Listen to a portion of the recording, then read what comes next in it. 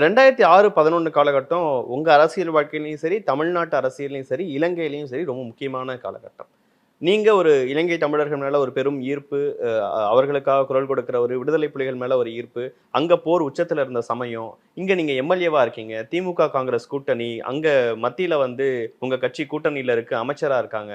அந்த சூழல் ரொம்ப எப்படி ஹேண்டில் பண்ணீங்க நீங்க? அந்த சூழல் தான் வந்து இன்னைக்கு பாட்டாளி மக்கள் கட்சியிலிருந்து நான் வெளியேற்றப்பட்டதற்கு ஒரு ஒரு முதல் முழு காரணமாக அமைஞ்சது.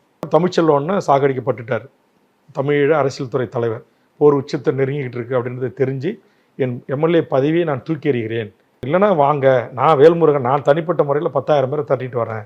இங்கே இருக்கிற அத்தனை கட்சி, மதிமுக உள்பட எல்லா கட்சிகளும், விடுதலை சிறுத்தை உள்பட ஆளுக்கு 10,000 பேர் திரட்டுங்க, வாங்க நம்ம எல்லை மீறுவோம், நம்ம இங்கேருந்து படகு எடுப்போம், போவோம், சுடட்டும் 1000 பேரை, ஒரு பெரிய இலங்கைக்கு ஆமாம் உணர்ச்சிவயப்பட்டு நான் அதை பேசுனேன். இதெல்லாம் கேள்விப்பட்ட உடனே இவன் வரம்பு மீறி பேசுகிறான் அப்படின்னு